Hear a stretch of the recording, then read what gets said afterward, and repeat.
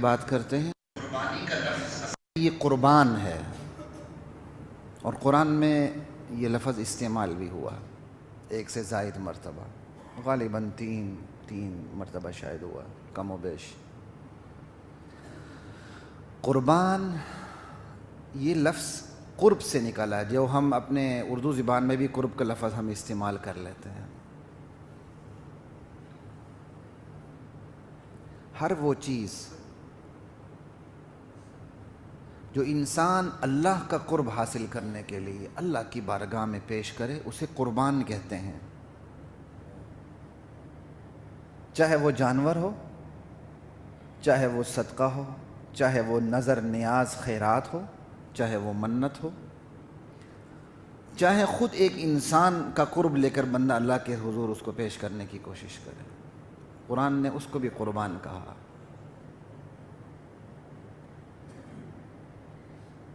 عرف عام میں ہمارے ہاں اس کو قربانی کہا جاتا ہے، ہمارے ہاں قربانی صرف جانور کے لیے لفظ استعمال ہوتا ہے۔ عربی میں یہی قربانی کا لفظ جو خود عربی سے نکلا، قربان، جانور ہو کہ غیر جانور ہو دونوں کے لیے استعمال ہوتا ہے۔ ذریعہ تقرب الہی کو قربان کہتے ہیں، اور قرآن کریم نے خود کہا ہے وَلَقَدْ أَهْلَكْنَا مَا حَوْلَكُم مِّنَ الْقُرَىٰ وَصَرَّفْنَا الْآيَاتِ لَعَلَّهُمْ يَرْجِعُونَ لَعَلَّهُمْ يَذَّكَّرُونَ فَلَوْلَا نَصَرَهُمُ الَّذِينَ اتَّخَذُوا مِن دُونِ اللَّهِ قُرْبَانًا آلِهَةً۔ اللہ کہتے ہیں مشرکین مکہ کے حوالے سے، اے مشرکین مکہ، تمہاری جو آس پاس کی بستیاں ہیں، قوم عاد، قوم لوط، قوم سمود، ہم نے ان بستیوں کو ہلاک کر ڈالا۔ وَصَرَّفْنَا الْآيَاتِ لَعَلَّهُمْ يَرْجِعُونَ، ہم نے اپنی نشانیاں پھیر پھیر کے مختلف انداز سے انہیں سمجھائیں، یہ نہیں سمجھے۔ ہم نے اسی لیے یہ کام کیا تاکہ یہ پلٹ آئیں، ہم نے انہیں ہلاک کر ڈالا مہلت عمل ختم ہونے پر۔ فَلَوْلَا نَصَرَهُمْ، پھر ان کی مدد کیوں نہیں کی؟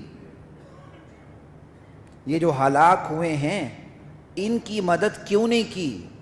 الَّذِينَ اتَّخَذُوا مِن دُونِ اللَّهِ، ان لوگوں نے جن کو ان لوگوں نے اللہ کو چھوڑ کر الہ بنا رکھا تھا۔ الَّذِينَ اتَّخَذُوا مِن دُونِ اللَّهِ قُرْبَانًا آلِهَةً، اللہ کا تقرب حاصل کرنے کے لیے خدائے درجہ دیا ہوا تھا۔ براہ راست خدا نہیں کہا، خدا کا قرب حاصل کرنے کے لیے ان کو وسیلے کے اس مقام پہ رکھا تھا کہ خود وہ معبود کا درجہ اختیار کر گئے تھے۔ اللہ کہتے ہیں مجھے چھوڑ کر میرا قرب حاصل کرنے کے لیے جن ہستیوں کا دامن انہوں نے تھام رکھا تھا، انہوں نے پھر ہمارے عذاب سے انہیں بچایا کیوں نہیں، ان کی مدد کیوں نہیں کی؟ نیک ہستیوں کی پیروی ضرور کریں، لیکن نیک ہستیوں کو اس مقام تک نہ پہنچائیں جو خدائی منصب اور مقام ہے۔ آپ انہیں اللہ کہیں نہ کہیں، آپ نے انہیں اللہ اور خدا بنا دیا۔ یہ سورہ احقاف ہے، آخری رکوع اور پہلی آیت ہے، جا کے دیکھ لیجیے گا، 26واں سپارہ۔ کیوں نہیں مدد کی ان لوگوں نے کہ اللہ کے سوا جن لوگوں نے اللہ کے سوا ان کو اللہ کا قرب حاصل کرنے کے لیے ان کو اپنا ذریعہ اور وسیلہ بنا لیا تھا کہ ہمیں انہیں کے ذریعے اللہ تک پہنچیں گے۔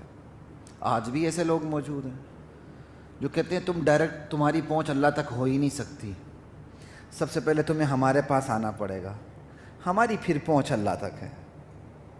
انہوں نے اللہ کو بھی نعوذ باللہ سفارشی افسر بنا کے رکھا ہے جو بغیر سفارش کی کسی کی سنتا نہیں۔ انا للہ و انا الیہ راجعون۔ خیر، ہم بات کر رہے تھے یہاں قربان پر۔ اب یہاں قربان کا لفظ استعمال ہو رہا ہے کہ ان ہستیوں کو الہ بنا لیا قرب حاصل کرنے کے لیے اللہ کا، یعنی ذریعہ تقرب۔ تو قربان کا لفظی میننگ جو لٹرل میننگ ہے، جس کے ذریعے اللہ کا تقرب حاصل کیا جائے، اس کو قربان کہتے ہیں۔ اس جانور کو بھی قربان اس لیے کہتے ہیں کہ اس کے ذریعے ہم اللہ کا قرب حاصل کرتے ہیں۔ ہمارے اردو میں آ کر قربان کا لفظ قربانی بن گیا۔ یہ ہیں قربان کے لٹرل میننگز، لا الہ الا اللہ۔ پھر ہمارے عرف میں یہ قربانی کا لفظ صرف جانور کے لیے استعمال ہوتا ہے۔ عربی زبان میں اللہ کے لیے آپ جو نذرانہ پیش کرتے ہیں وہ بھی قربان ہے۔ اللہ کے لیے آپ صدقہ خیرات کرتے ہیں، دیگ دیتے ہیں، جو بھی دیتے ہیں، بکرا دیتے ہیں، چھترا دیتے ہیں، کوئی دانہ دھن کا بھی دیتے ہیں، تو وہ بھی قربان ہے، کیونکہ اس کے ذریعے آپ اللہ کا قرب حاصل کرتے ہیں۔ اب آتے ہیں ہم قربانی کی تاریخ پر، کہ قربانی کی تاریخ کیا ہے۔ یہ بھی اللہ تعالیٰ نے بتایا، سورۃ الانبیاء ہے، وَلِكُلِّ أُمَّةٍ جَعَلْنَا مَنْسَكًا لِيَذْكُرُوا اسْمَ اللَّهِ عَلَى مَا رَزَقَهُم مِّن بَهِيمَةِ الْأَنْعَامِ۔ صرف یہ امت نہیں، ہر امت پر ہم نے قربانی مقرر کر دی تھی۔ وَلِكُلِّ أُمَّةٍ جَعَلْنَا مَنْسَكًا، ہر امت کے لیے قربانی تھی، ہر امت پر قربانی عائد ہوتی تھی۔ کیا مطلب قربانی کا؟ وجہ اللہ نے بتا دی، ریزن کیا ہے؟ کہ لِيَذْكُرُوا اسْمَ اللَّهِ عَلَى مَا رَزَقَهُم مِّن بَهِيمَةِ الْأَنْعَامِ، تاکہ اللہ نے وہ رزق جو جانوروں کی صورت میں ان کو دیا ہے اس کو ذبح کرتے ہوئے اللہ کے نام پہ ذبح کرے۔ اللہ نے وجہ بھی بتا دی، یہ اللہ کی تعظیم اللہ کے علاوہ کسی اور کو حاصل نہیں کہ آپ جانور اللہ کے علاوہ کسی اور کے نام پہ ذبح کریں۔ یہ اللہ کی غیرت کا تقاضا ہے۔ کوئی جانور آپ ذبح کریں گے اللہ کے نام پہ کریں گے، کوئی دیگ دیں گے اللہ کے نام پہ دیں گے، کوئی صدقہ دیں گے اللہ کے نام پہ دیں گے، کوئی منت مانیں گے اللہ کے نام پہ منت مانیں گے۔ البتہ ثواب آپ کے اختیار میں ہے، وہ اللہ تعالیٰ نے آپ کو آپشن دے دی ہے، اس کا ثواب آپ جس کو مرضی پہنچا دیں، اپنے مرحومین کو پہنچا دیں، زندہ لوگوں کو پہنچا دیں، مردوں کو پہنچا دیں، پوری امت کو پہنچا دیں، آنے والی پوری امت جو قیامت تک ہے ان تک پہنچا دیں، ثواب جسے مرضی پہنچا دیں، نام اللہ کا لگے گا، لیبل اللہ کا لگے گا، پروڈکٹ اللہ کی ہے، اس پروڈکٹ کے اوپر کسی اور کا نام نہیں آنا چاہیے۔ یہ بات ہمیں دنیا میں بڑی آسانی سے سمجھ آ جاتی ہے۔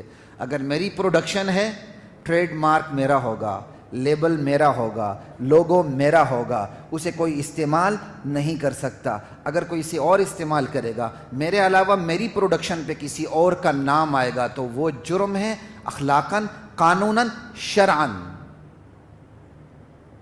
آج لوگ تو ایسے ہی کرتے ہیں نا، کمانے کا شارٹ کٹ یہ ہے، 2 روپے کی چیز بنا لی، آگے 2 زیرو لگا دیے، کیونکہ آپ نے کسی اور کی پروڈکٹ کو کاپی کر لی اور آپ نے دعویٰ کر دیا میں تو اس سے اچھی چیز بنا کے بیچتا ہوں۔ کیا ہمدرد ہیں آپ اس امت کے کہ جو برینڈ کی چیز ہے آپ اس سے بھی اچھا بنا کے بیچتے ہیں۔ وہ 200 میں بیچتا ہے، آپ 2 روپے میں بیچتے ہیں۔ وہ 2 روپے کیا کہتے ہیں، وہ 200 میں بیچتا ہے، آپ اس کو 2 روپے میں تیار کر کے 200 میں بیچتے ہیں اور دعویٰ کرتے ہیں آپ اس سے اچھی چیز بناتے ہیں۔ چلیں مان لیے آپ کا دعویٰ بھی درست ہے، آپ نے واقعی اس سے اچھی چیز بنائی، پھر بھی آپ نے جرم کیا ہے، کیونکہ یہ اختیار آپ کے پاس نہیں تھا، یہ تو اس کی پروڈکشن کسی اور کی ہے۔ یہی بات آپ دین میں سمجھ لیں، ساری پروڈکشن اللہ کی ہے، ساری مخلوق اللہ کی، اس مخلوق پہ اللہ کے علاوہ کسی اور کا نام نہیں آنا چاہیے۔ کوئی جانور ذبح ہونے لگے، آپ صرف اللہ کے نام پہ ذبح کریں بس۔ خود اپنی جان آپ قربان کرتے ہیں اللہ کے راستے میں، کس کے لیے کرتے ہیں؟ اللہ کے لیے کرتے ہیں۔ لا الہ الا اللہ۔ قربانی کی تاریخ یہی، اللہ کہتے ہیں میں نے ہر امت پہ قربانی رکھی، کیوں؟ تاکہ میرے دیے ہوئے جانوروں پر میرا نام لیں۔ کتنی کلیئر بات، میرے دیے ہوئے جانوروں پر میرا نام لیں۔ لِيَذْكُرُوا اسْمَ اللَّهِ عَلَى مَا رَزَقَهُم مِّن بَهِيمَةِ الْأَنْعَامِ۔ کاش قربانی کے دنوں میں ہمیں یہ بات سمجھ آ جائے تو سال کے 365 دن بھی جو ہم کالے چٹے جو بکرے دیتے ہیں وہ اللہ کے نام پہ دینے والے بن جائیں۔ بھئی آپ ثواب جسے مرضی پہنچائیں، حضرت حسین کو پہنچا دیں، حضرت حسن کو پہنچا دیں، حضرت امیر معاویہ کو پہنچا دیں، عثمان و علی، ابو بکر و عمر کو پہنچا دیں، پوری تمام صحابہ کو پہنچا دیں، رضوان اللہ تعالی علیہم اجمعین، آل رسول کو پہنچا دیں، خود اپنی آل کو پہنچا دیں، آدم علیہ السلام سے لے کر تا آخر آدم ذات جتنے بھی زندے مردے مسلمان ہیں سب کو پہنچا دیں. اللہ کی رحمت میں کمی نہیں, میرے اور آپ کے پاس تو محدود چیز ہوتی ہے, اللہ سارا ثواب ان کو پہنچا دے گا. اللہ کی بارگاہ میں کوئی کمی نہیں, لیکن نام اللہ کا چلے گا. لِيَذْكُرُوا اسْمَ اللَّهِ عَلَى مَا رَزَقَهُم مِّن بَهِيمَةِ الْأَنْعَامِ, اور جس پر اللہ کا نام نہیں آتا, اللہ کے علاوہ کسی اور کے نام پہ دیا جاتا, وہ حرام کردہ چیزوں میں سے بہت بڑے لیول پہ حرام ہے. انما حرم علیکم المیتہ, اللہ کہتے ہیں میں نے تم پر مردار کو حرام کر دیا ہے. یہی بات کی, لا الہ الا اللہ, مردار کو حرام کر دیا ہے. والدم, میں نے خون کو حرام کر دیا ہے. ولحم الخنزیر, میں نے خنزیر کا گوشت حرام کر دیا ہے. یہ ترقی ہے. مردار, پھر مردار سے اوپر خون, پھر خون سے اوپر خنزیر, پھر خنزیر سے آخر میں ذکر کیا وما اہل لغیر اللہ بھی, ہر وہ چیز جو اللہ کے علاوہ کسی اور کے نام پہ دی جائے, کسی اور کا نام پکارا جائے, اللہ کہتے ہیں میں نے تم پر حرام کر دی ہے وہ چیز. حلال بکرا اللہ کے علاوہ کسی اور کے نام پہ ذبح ہو, وہ خنزیر کی گوشت سے زیادہ اس کا گوشت حرام ہو گیا ہے. وہ آپ کو زمین میں دبانا پڑے گا, کسی جانور کو دینا پڑے گا زیادہ سے زیادہ, ورنہ جانور کو بھی مشرکانہ چیز نہ دیں, اس کو زمین میں دبا دیں, آپ کھا نہیں سکتے. لا الہ الا اللہ. اب اسی پہ اللہ آگے کیا کہہ رہے ہیں, صرف میرا نام لیا جائے میری چیز پہ, اس لیے میں نے قربانی رکھی ہے. بھائی کیوں صرف اللہ کے نام پہ کیوں؟ کہا فَإِلَٰهُكُمْ إِلَٰهٌ وَاحِدٌ, تمہارا الہ معبود ایک ہی تو ہے, دو نہیں ہے. تو جس کے نام پہ قربانی دی جائے وہ الہ کے منصب پہ ہونا چاہیے, اور الہ کے منصب پہ صرف ایک اللہ ہے, لا الہ الا اللہ. جس کے نام پہ قربانی دی جائے اس کو الہ کے منصب پہ ہونا چاہیے, اور الہ کے منصب پہ اللہ کے علاوہ کوئی بھی نہیں ہے. فَإِلَٰهُكُمْ إِلَٰهٌ وَاحِدٌ فَلَهُ أَسْلِمُوا, تم سب اللہ کے سامنے سر تسلیم خم کر دو. وَبَشِّرِ الْمُخْبِتِينَ, سر تسلیم خم کون کرے گا؟ جس کے اندر عاجزی ہوگی, جس کی گردن میں سریہ نہیں ہوگا. اللہ کہتے ہیں عاجزی کرنے والوں کو خوشخبری دے دو. بھئی عاجزی کرنے والوں کی نشانیاں کیا ہیں؟ کہ الذین اذا ذکر اللہ وجلت قلوبہم, عاجزی کرنے والے لوگ وہ ہیں جب اللہ کا ذکر ان کے سامنے کیا جاتا ہے ان کے دل کانپ اٹھتے ہیں, تھرا جاتے ہیں.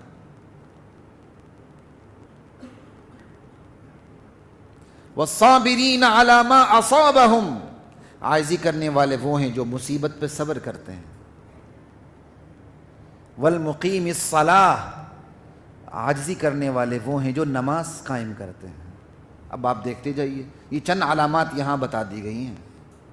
عاجزی کرنے والے وہ ہیں جو نماز قائم کرتے ہیں.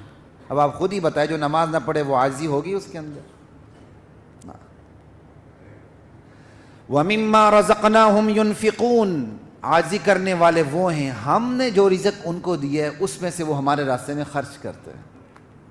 اللہ یہ نہیں کہتا اپنا رزق خرچ کرتے ہیں, خود کوئی پروڈیوس کرتے ہیں, جنریٹ کرتے ہیں, عدم سے وجود دیتے ہیں, پھر میرے نام پہ دیتے ہیں. نہیں, کہتا ہمارا دیا ہوا رزق ہمارے راستے میں خرچ کرتے ہیں. عاجزی ان میں ہوتی ہے. یہ ہے قربانی کی تاریخ. آدم علیہ السلام سے لے کر محمد الرسول اللہ صلی اللہ علیہ وسلم تک جتنے بھی انبیاء اس دنیا میں تشریف لائے, تمام کی تمام نبیوں اور رسولوں کی امتوں پر قربانی عائد ہوتی تھی کہ انہوں نے قربانی پہ اللہ کا نام لے کے ذبح کرنا, اور یہ اللہ کی تعظیم ہے. لا الہ الا اللہ. ہمارے ناردرن ایریاز میں شاید صوبہ سرحد میں بھی ہوگا اسی طرح, کوئی مہمان آ جائے نا تو جس کو سب سے زیادہ عزت دینی ہو جانور ذبح کرتے ہیں, اس کے سامنے کرتے ہیں. ایک تو ہے بازار سے لا کر گوشت لے آنا, چاہے آپ 10 من گوشت اٹھا کے لے آئیں, اس کی وہ قدر و قیمت نہیں ہوتی. جب آپ کے گھر پہ مہمان آئے تو آپ اس کے لیے جانور ذبح کرتے ہیں. دراصل آپ مہمان کو بتا رہے ہوتے ہیں کہ میرے نزدیک آپ کی قدر و قیمت کتنی ہے. یہ وہاں رواج ہے یہ. اور جس مہمان کی قدر و قیمت زیادہ ہوتی ہے وہ چلتے پھرتے بھی اگر گزر جائے, جب اس کو بٹھا لیتے ہیں تو وہ اپنے دیسی مرغوں کے پیچھے دوڑ لگا دیتے ہیں. وہیں ذبح کر کے چائے کے ساتھ وہیں اس کو پیش کر رہے ہوتے ہیں. ایک تو یہ نا بسکٹ شسکٹ سامنے رکھ دینا، وہ تو روٹین میں چلتا ہے، لیکن جس کی قدر و قیمت دل میں ہو تو پھر اس کے لیے چھوٹے سے چھوٹا جانور بھی ذبح کر کے بتاتے ہیں. تو کہنے کا مطلب یہ ہے، بندے کی نیچر بھی یہ ہے، بندہ دیکھتا ہے کہ میری ضیافت میں جانور ذبح ہو رہا ہے تو اس کے دل میں میزبان کی قدر کتنی آتی ہے. حالانکہ اس کے نام پہ ذبح نہیں ہو رہا ہوتا، نام وہاں بھی کس کا چلتا ہے؟ اللہ کا، لیکن اس کی ضیافت میں ذبح ہو رہا ہوتا ہے تو اس کا دل کتنا بڑا ہو جاتا ہے میزبان کے حوالے سے، وہ کتنا خوش ہو جاتا ہے. بتائیں اللہ کے رزق میں سے، اللہ کے دیے ہوئے جانور میں سے ایک جانور کو ہم لٹا دیتے ہیں، بسم اللہ اللہ اکبر، انی وجہت وجہی للذی فطر السماوات والارض حنیفا وما انا من المشرکین ان صلاتی ونسکی ومحیای ومماتی للہ رب العالمین. چھری پھیر دیتے ہیں، اللہم تقبل منی کما تقبلت، اے اللہ میری طرف سے یہ قربانی قبول فرما جیسے کہ تو نے قبول کر لی قربانی محمد رسول اللہ صلی اللہ علیہ وسلم کی طرف سے، ابراہیم علیہ السلام کی طرف سے. بتائیں اللہ کو کتنی خوشی ہوگی، کیونکہ آپ اللہ کی ضیافت میں ذبح نہیں کر رہے بلکہ اللہ کے نام پہ ذبح کر رہے ہیں. ضیافت میں ذبح کرنا تو چھوٹی چیز ہے نا، نام پہ ذبح کرنا یہ عبادت ہے. والعبادت لغیر اللہ کفر، اللہ کے علاوہ کسی اور کی عبادت کفر ہے، شرک ہے.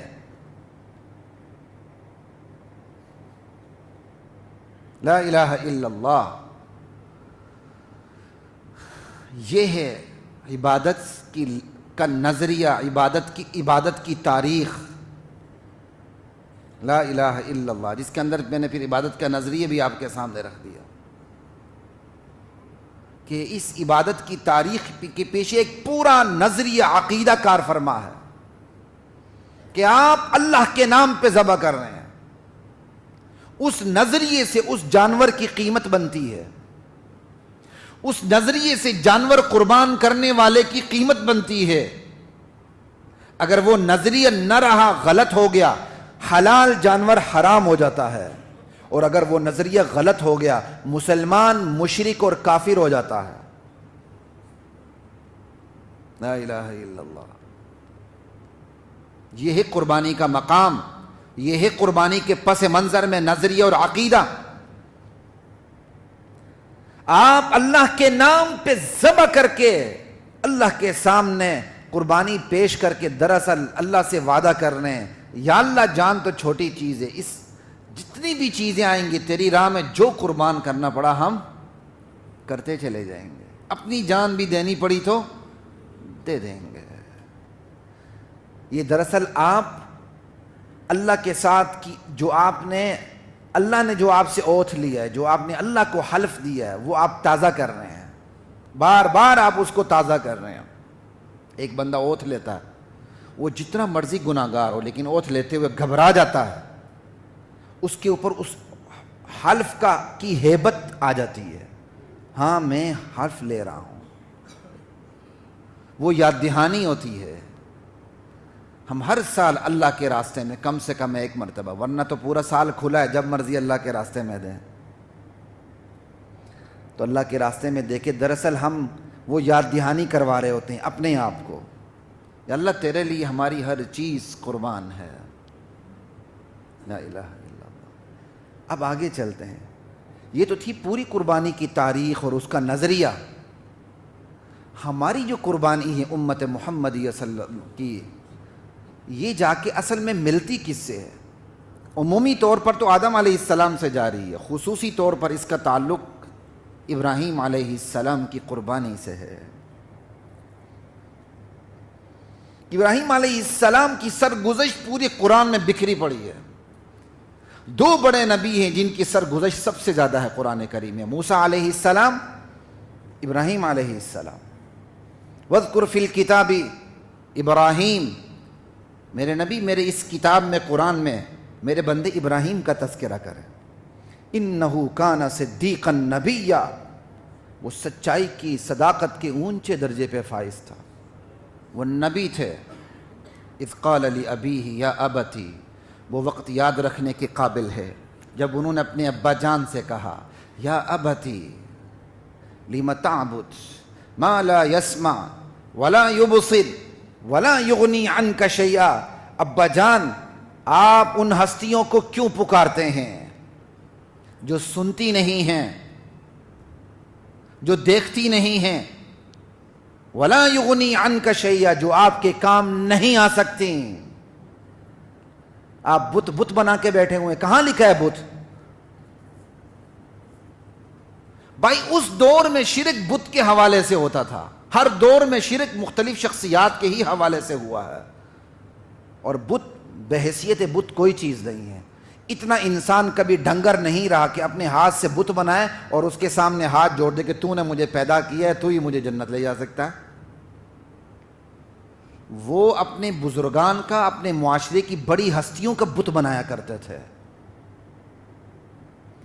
اور وہ بت دراصل ان ہستیوں کی نمائندگی کر رہا ہوتا تھا. جب وہ بت کے سامنے جھکتے تھے تو پتھر کے سامنے نہیں جھکتے تھے، وہ جس ہستی کا بت بنا ہوتا تھا اس کے سامنے جھکتے تھے.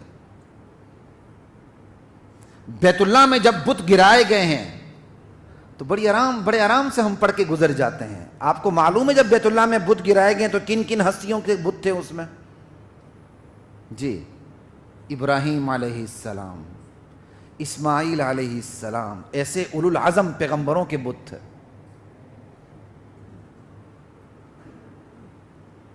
یہ پھر کوئی گستاخی نہیں ہوئی جب ان کے بتوں کو توڑا گیا. آج آپ کسی بزرگ کی تصویر پہ تھوڑا سا ہاتھ لگا کے دیکھیں، اگلے آپ کو جلا کے خاک کر دیں گے، چاہے انہیں استنجا کرنا بھی نہ آتا ہو. نبیوں کے بت امام الانبیاء نے توڑے ہیں. جس ہستی نے خود بت توڑے تھے ابراہیم علیہ السلام، مشرکین نے خود ان کا بت بنا کے بیت اللہ میں رکھ دیا. اس سے بڑا کوئی ظلم ہوگا؟ ابراہیم علیہ السلام کے مشہور واقعہ ہے نا، بت خانے میں کے سارے بت توڑ دیے، بڑے بت کے کی گردن میں کلہاڑا لٹکا دیا، میلے سے واپس آ گئے، کہتے یہ کیا ہوا؟ کہتا پوچھ لو، اس نے کیا ہوگا نا، پوچھ لو اس بڑے سے. لا الہ الا اللہ. جو نبی سب سے زیادہ شہرت رکھتے ہیں بتوں کو توڑنے میں، مشرکین نے انہی کا بت بنا کے بیت اللہ میں رکھ دیا. لِمَ تَعْبُدُ مَا لَا يَسْمَعُ وَلَا يُبْصِرُ وَلَا يُغْنِي عَنْكَ شَيْئًا يَا أَبَتِي انی قد جاءنی من العلم. میرے ابا جان، میرے پاس علم آ چکا ہے، میرے پاس وحی آ چکی ہے. فاتبعنی، اب آپ میری پیروی کریں. اہدک صراطا سویا، میں آپ کو سیدھا راستہ دکھاؤں گا. اس کا مطلب علم کا تعلق عمر سے نہیں ہے. ابراہیم کے باپ بڑے تھے اور ابراہیم کے بیٹے ان سے چھوٹے تھے. ابراہیم ان کے برخوردار تھے، لیکن ابراہیم نبی تھے اور باپ کو کہہ رہے ہیں کہ آپ میرے پیچھے چلیں. برخوردار ہونے کا مطلب یہ نہیں ہے کہ برخوردار ہم وقت آپ کے پیچھے چلے. اگر برخوردار صحیح بات کر رہا ہے تو آپ کو برخوردار کے پیچھے چلنا ہوگا. یا ابتی انی قد جاءنی من العلم ما لم یأتک فاتبعنی اہدک صراطا سویا. یا ابتی لا تعبد الشیطان. ابا جان شیطان کی عبادت نہ کریں. حالانکہ ان کے ابا کو شیطان کی عبادت تھوڑی کرتے تھے، وہ تو بتوں کو پوجتے تھے، لیکن شیطان کی اطاعت کر رہے تھے نا. شیطان کے اکسانے پر ان کو خدائی درجہ دے رکھا ہوا تھا ان ہستیوں کو، تو اللہ تعالیٰ نے اس کو بھی شیطان کی عبادت کہہ دیا. معلوم ہوا اطاعت بھی شرک کے درجے میں آ جاتی ہے. اگر ملکی قانون صریح قرآن کے خلاف ہے، صاف قرآن کی آیت کے خلاف ہے، نص سے صریح ہے، جس میں 19-20 کے سمجھنے میں کوئی فرق نہیں، اس کے برخلاف کوئی قانون بنتا ہے اور آپ قرآن کے قانون کو چھوڑ کے اس کو برحق سمجھتے ہوئے اس کے پیچھے چلتے ہیں، تو آپ نے شرک کیا ہے، اور یہ ریاستی شرک ہے. ساورن پاور تو اللہ ہے. اگر آپ نے ساورینٹی دے دی اٹھا کے پارلیمنٹ کو یا کسی اور عدالت کو، کہا یہ غلطی ہی نہیں کر سکتی، یہ معصوم عن الخطا ہے اور اس کا قانون اسی طرح میرے اوپر واجب ہے جس طرح اللہ کا ہے، بندہ مسلمان ہی نہیں رہتا. اسی کے لیے کہا گیا وَمَن لَّمْ يَحْكُم بِمَا أَنزَلَ اللَّهُ فَأُولَٰئِكَ هُمُ الْفَاسِقُونَ وَمَن لَّمْ يَحْكُم بِمَا أَنزَلَ اللَّهُ فَأُولَٰئِكَ هُمُ الْكَافِرُونَ وَمَن لَّمْ يَحْكُم بِمَا أَنزَلَ اللَّهُ فَأُولَٰئِكَ هُمُ الظَّالِمُونَ. جو اللہ کی اللہ کے احکام کے مطابق فیصلہ نہیں کرتا، وہ ظالم ہے، کافر ہے، فاسق ہے۔ ایک کوئی غیر شرعی قانون ہو، آپ خاموشی سے بیٹھ جائیں، لیکن آپ اس کی اطاعت واجب نہیں سمجھتے، پھر بھی مسلمان کے دائرے میں ہے۔ لیکن خالص کافرانہ قانون ہو، آپ اس پر اسی طرح ایمان لائیں جس طرح قرآن و سنت کے قانون پر ایمان لاتے ہیں، آپ اسی کو اسی طرح واجب الاتباع سمجھیں جس طرح قرآن کے حکم کو واجب الاتباع سمجھتے ہیں۔ آپ نے یہ شرک کیا ہے، کیونکہ یہ تو صرف اور صرف کس کا حق ہے؟ اللہ کا حق ہے۔ انسان کی فطرت ہے وہ کسی ایسی ہستی کے سامنے سرنگوں ضرور ہوتا ہے جس کو وہ معصوم عن الخطا سمجھتا ہے، جس کے بارے میں وہ سمجھتا ہے مجھے اس کے سامنے سرنگوں ہونا ہے، وہ ہو نہ ہو ہوتا ضرور ہے۔ اگر بندہ اللہ کے سامنے سرنگوں نہ ہو تو پھر وہ پارلیمنٹ کو سمجھ لیتا ہے کہ پارلیمنٹ کی بات حرف آخر ہے۔ تو انگلینڈ کا قانون ہے نا، پارلیمنٹ کوئی غلط قانون بنا ہی نہیں سکتی، عدالت اس کے بنائے ہوئے قانون کو غلط کہہ ہی نہیں سکتی، عدالت قابل قبول قابل عمل تشریح کر سکتی ہے، غلط نہیں کہہ سکتی۔ کہتے ہیں پارلیمنٹ تو قانون غلطی کر ہی نہیں سکتی۔ یہی اختیار پہلے کنگ کے پاس تھا کہ بادشاہ غلطی کر ہی نہیں سکتا، جب جمہوریت آئے تو یہ اختیار جمہوریت نے لے لی، کہا جمہوریت غلطی کر ہی نہیں سکتی۔ یہی تو سب سے بڑا کفر و شرک ہے۔ لا الہ الا اللہ۔ بہرحال ابراہیم علیہ السلام نے ابا جان کو تبلیغ کی۔ کس سے مختصر یہ کہ ابا جان نے گھر سے نکال دیا، کام قبیلے کو چھوڑنا پڑا، اور بت خانے میں گئے، بتوں کو توڑ دیا، پوری قوم اٹھ کے آ گئی۔ یہ کس نے کیا؟ کہا ایک نوجوان کو سنتے ہیں جو ان کا تذکرہ کرتا رہتا ہے، ہو نہ ہو یہ اسی نوجوان کا کام ہے۔ ابراہیم علیہ السلام کو پکڑ کے لائے تو ابراہیم علیہ السلام نے سمجھانے کی غرض سے کہا یہ بڑے بت سے پوچھو نا جس کی گردن میں کلہاڑا ہے، بل فعلہ کبیرہم ھذا، اسی بڑے بت نے ان کو توڑا ہوگا، اور کون توڑ سکتا؟ سر نیچے کرا کہ ابراہیم سچ کہہ رہا ہے۔ پھر شیطان نے ان کو پٹی پڑھائی، ثم نکسوا علی رؤوسہم لقد علمت ما ہؤلاء ینطقون۔ پھر اس کے بعد انہوں نے سوچ کے ابراہیم کو جواب دیا، ابراہیم تو جانتا ہے بڑے شریف ہیں، یہ بولتے نہیں ہیں۔ لقد علمت ما هؤلاء ينطقون قال فتعبدون من دون الله ما لا ينفعكم شيئا ولا يضركم اف لكم ولما تعبدون من دون الله۔ ارے تم اللہ کو چھوڑ کر ان ہستیوں کے پیچھے جاتے ہو جو نہ تم سے نقصان کو دور کر سکتی ہیں اور نہ تمہیں نفع دے سکتی ہیں، تف ہے تمہارے اوپر، تم اللہ کو چھوڑ کر کہاں جا رہے ہو؟ آگ کا لاوا تیار کیا گیا، ابراہیم علیہ السلام کو اس میں ڈالنے کی پوری تیاری کی گئی۔ جبرائیل امین اترے کہ میرے لیے کوئی حکم ہے؟ ابراہیم علیہ السلام بتا دیں۔ کہا جس کے لیے قربانی دے رہا ہوں وہ خود ہی دیکھ رہا ہے۔ اللہ اکبر۔ ابراہیم علیہ السلام ڈالے گئے، اور جیسے ہی آگ میں ڈالے گئے اللہ نے آگ کو حکم دے دیا، قلنا یا نار کونی بردا وسلاما علی ابراہیم، اے آگ میرے ابراہیم پہ ٹھنڈی ہو جا۔ ٹھنڈ میں بھی بندے کو آرام نہیں ملتا، ٹھنڈ میں بھی بندہ بے آرام ہو جاتا ہے، کہ وہ سلامتی والی ہو جا۔ وَأَرَادُوا بِهِ كَيْدًا فَجَعَلْنَاهُمُ الْأَسْفَلِينَ۔ انہوں نے میرے ابراہیم کی خلاف تدبیر چاہی، ہم نے ان کو سب کو نیچا کر دکھایا۔ آگ سے نکلے، قوم کو سلام کیا، نکل گئے، بیوی کو لیا نکل گئے۔ چلتے چلتے چلتے قصے مختصر یہ مکے پہنچے، خانہ کعبہ کی تعبیر کا حکم ہوا، خانہ کعبہ کی تعمیر ہوئی، اللہ تعالیٰ سے انہوں نے بچہ بھی بیٹا بھی مانگ لیا، ربی حب لی من الصالحین۔ اللہ نے پوری عمر مانگتے رہے۔ ابراہیم علیہ السلام جیسی قربانی دینے والی ہستی جوانی میں اولاد نہیں ہوئی تو بڑھاپے میں آ کے اولاد ہوئی۔ دونوں بچے اسماعیل اور اسحاق بڑھاپے میں اللہ نے ان کو دونوں نعمتیں دی ہیں۔ اسماعیل علیہ السلام دعا بن کے آئے، اور جب وہ دوڑ دھوپ کے قابل ہوئے، ابراہیم علیہ السلام نے خواب دیکھا بچے کو ذبح کر رہا ہوں۔ نبی کا خواب وہی ہوا کرتا ہے، یہ ہے نبی کا مقام۔ تو اب بیٹے کو جانچنے کے لیے کہ میری تربیت کے اثرات میرے بچے پہ کتنے پڑے ہیں، بیٹے کو بلا لیا، کہ یا ابت یا بنیا، اب پیار بھی کتنا آ رہا ہے۔ اللہ اکبر۔ آپ کا بچہ اسکول سے لیٹ ہو جائے آپ پر کیا گزرتی ہے؟ پیار کتنا آ رہا ہے، بلا لیا۔ پتہ ہے حتمی خدا کا حکم ہے، میں نے تو اس کو ذبح کرنا، لیکن کہا بیٹے پر بھی دیکھ لو میری تعلیمات کا اثر کتنا ہوا ہے، میرے نبوت کے گھرانے کا اس پر اثر کتنا ہے۔ کہا یا بنیا انی ارا فی المنام، اے میرے پیارے بیٹے میں نے خواب میں دیکھا ہے، انی اذبحک، میں تجھے ذبح کر رہا ہوں، فانظر ماذا ترى، میرے بیٹا ذرا بتا تو صحیح تیری کیا رائے ہے۔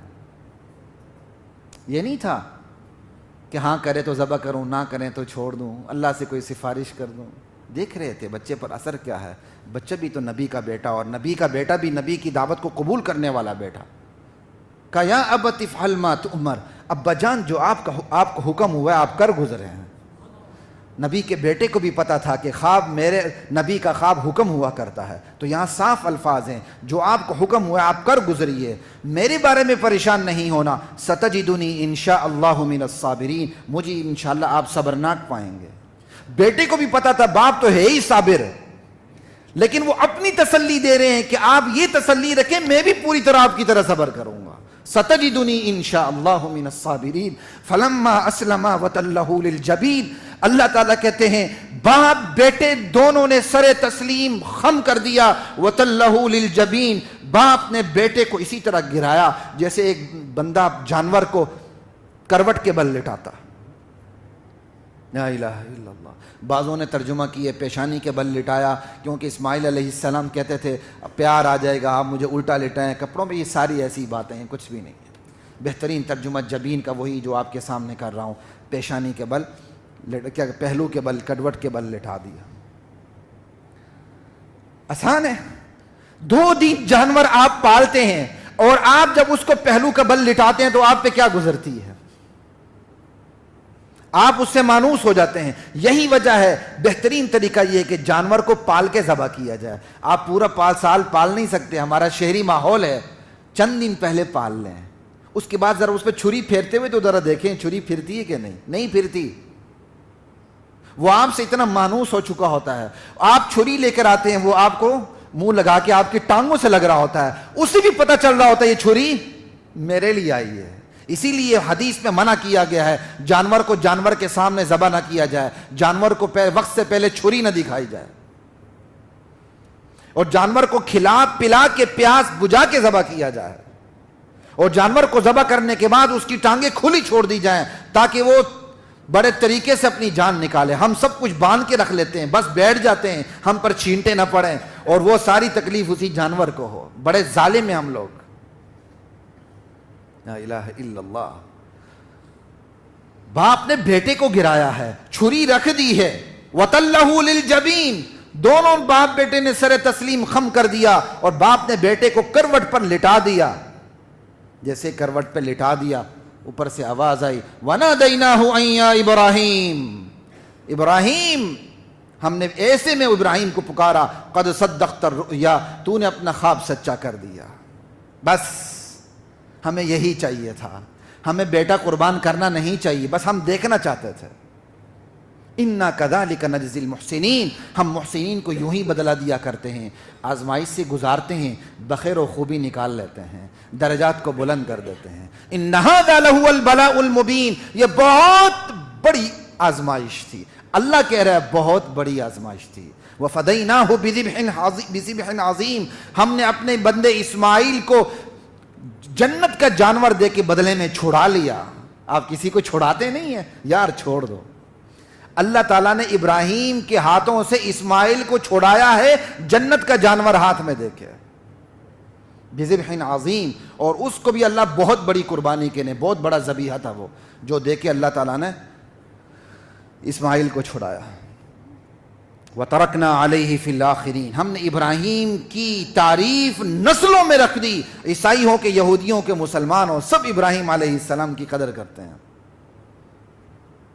سلام علی ابراہیم، اللہ کہتا ہے سلام ہو میرے ابراہیم پر، سلامتی ہو میرے ابراہیم پر۔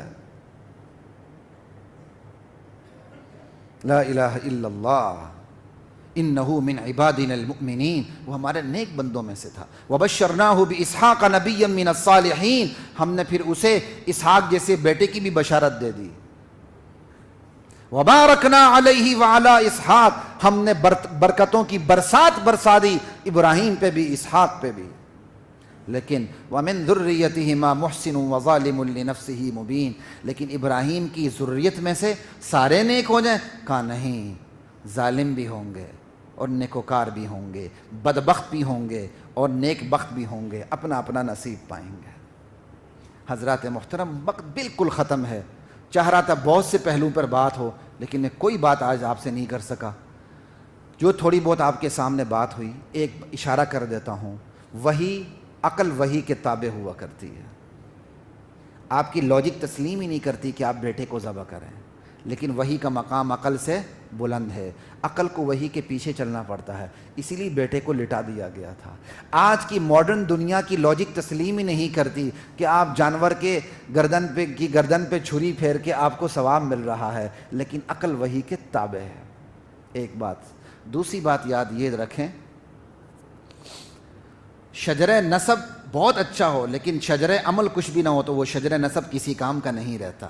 ابراہیم علیہ السلام جیسے نبی، اسماعیل جیسے علیہ السلام جیسے نبی، ان کی اولاد میں ہی حضرت محمد صلی اللہ علیہ وسلم ہے، اور اللہ صاف قرآن میں کہتے ہیں کہ ان کی ذریت میں ظالم بھی ہوں گے اور نیکوکار بھی ہوں گے۔ ہاں، آپ کے ماں باپ بہت اچھے ہیں، آپ کا شجرہ نسب بہت اچھا ہے، لیکن خود بھی آپ بشرطِ اچھے ہیں، سونے پہ سہاگا ہے، لیکن بندہ خود کافر ہو، خود مشرک ہو، خود بدکار ہو، شجرہ نسب بہت اچھا ہو، اور وہ یہ کہ لے میں بڑوں کی اولاد ہوں، چھوٹ جاؤں گا، این خیال استو محال استو جنون، محض بڑوں کی اولاد پہ اس کی چھوٹ نہیں ہو سکتی، ورنہ نوح علیہ السلام کا بیٹا جہنم میں نہ جاتا۔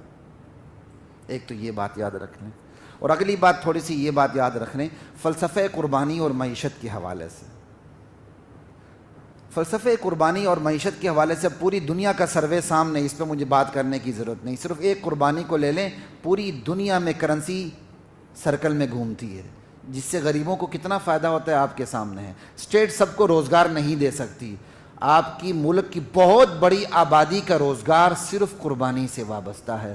آپ تو ایک دن میں قربانی لے کر آ جاتے ہیں، وہ آپ کے لیے اس قربانی کو سال بھر پالتے رہتے ہیں، آپ سے پیسے لے جا کے وہ اپنے بیوی بچوں کے سال بھر کے اخراجات نکالتے ہیں۔ اس سے بڑھ کر اللہ کے ہاں غریب کی کیا قدر و قیمت ہو؟ اس کی کھال، اس کی رسی، اس کے پاؤں، اس کے سب کچھ، ایک ایک کو دیکھیں، کتنے مزدور ایک جانور سے وابستہ ہیں، کسائی بھی وابستہ ہے، اسے بھوننے والا بھی وابستہ ہے، کھال اتارنے والا بھی وابستہ ہے، کھال کو دباغت دینے والے بھی وابستہ ہیں، جوتوں کے کارخانے بھی اس سے وابستہ ہیں، گندگی اٹھانے والے بھی اس سے وابستہ ہیں، حکومت بھی ٹیکس گھونڈا جو ٹیکس لیتی وہ بھی اس سے وابستہ ہے، سارا کچھ اس سے وابستہ ہے۔ لا الہ الا اللہ واللہ اکبر۔ اور اگلی بات یاد رکھیں، قربانی کے لیے قربانی ہی کرنی پڑے گی۔ آپ نے کہا میں نے قربانی نہیں کرنی، 50,000 میں کسی نوکر کو دے دوں، غریب کو دے دوں، آپ کی قربانی نہیں ہوئی، آپ مجرم ہیں، گناہگار ہیں۔ آپ کو کہا تھا نماز پڑھیں، آپ نے نماز کی جگہ ڈونیشن دے دی۔ آپ کو کہا روزہ رکھنے کے بجائے کسی سے رکھوا دیا۔ آپ کو کہا قربانی کریں، آپ کو جانور پہ ترس آیا اور اللہ کے حکم کی آپ نے پیروی نہیں کی۔ اللہ کی نظر میں آپ مجرم ہیں۔ قربانی کے دن قربانی ہی کرنی ہوگی۔ کوئی عذر تھا قربانی نہیں کی تو قربانی کا پیسہ صدقہ کرنا ہوگا اگر قربانی کے دن نہیں ہیں، ورنہ قربانی کے دن قربانی ہی کرنی ہوگی۔ جس نبی نے پیٹ پر پتھر باندھے ہیں بھوک میں، اس نبی نے قربانی چھوڑی نہیں ہے، یہ بھی یاد رکھیں۔ قربانی پر امت کا تواتر ہے، من وجد سعۃ فلم یضحی فلا یقربن مصلانا، جو بندہ گنجائش رکھے پھر بھی قربانی نہ کرے وہ ہماری عیدگاہ کے قریب بھی نہ پھٹکے۔ زکوٰۃ کے لیے تو یہ ہے، مال تجارت ہے، نقدی ہے، سونا ہے، وہ 52.5 تولہ چاندی تک پہنچ جائے، سال گزر جائے، پھر زکوٰۃ ہے۔ قربانی کے لیے یہ نصاب نہیں ہے، ضرورت سے زائد کوئی بھی چیز ہے، ٹی وی ہے اور ضرورت سے زائد گھر ہے، پلاٹ ہے، ضرورت سے زائد برتن ہیں، سارے حساب کر کے 52.5 تولہ چاندی تک پہنچ گئے، سال گزرا بھی نہیں، ایک دن گزرا بھی نہیں، آپ کو قربانی کے دنوں میں یہ چیز آ گئی، آپ پر قربانی واجب ہو گئی۔ اور گھر کی ایک قربانی سب کے لیے نہیں چلے گی، جو صاحب نصاب ہے ہر ایک پر اس کی الگ قربانی ہے۔ جہاں ایک بکرا سب چندہ کر کے لے آتے ہیں اور بہت بڑا بکرا دکھاتے ہیں، ہمسایوں پر روب ڈالتے ہیں، اتنا بڑا جانور لے کے آئے، پتہ ہی نہیں ہوتا وہ کس کی قربانی ہے، وہ سمپل ڈونیشن میں جاتا ہے، قربانی کسی کی نہیں ہوتی۔ میت کی طرف سے آپ قربانی کر سکتے ہیں، لیکن ہر میت کے لیے علیحدہ کرنی ہوگی۔ ہاں اگر آپ نے محض ثواب کی خاطر قربانی کرنی ہے، اپنے نام پہ نفلی اللہ کے نام پہ اپنی قربانی کر دی، ثواب پوری امت کو پہنچایا جا سکتا ہے۔ جس طرح نبی علیہ السلام نے اپنی قربانی الگ کی اور ایک نفلی قربانی اپنی طرف سے الگ کی، اس کا ثواب پوری امت کو پہنچا دیا۔ تو ایک قربانی کا ثواب پوری امت کو پہنچایا جا سکتا ہے، لیکن میت کے لیے آپ نے قربانی کرنی، ایک کے لیے، ہر ایک کے لیے علیحدہ قربانی کرنی ہوگی۔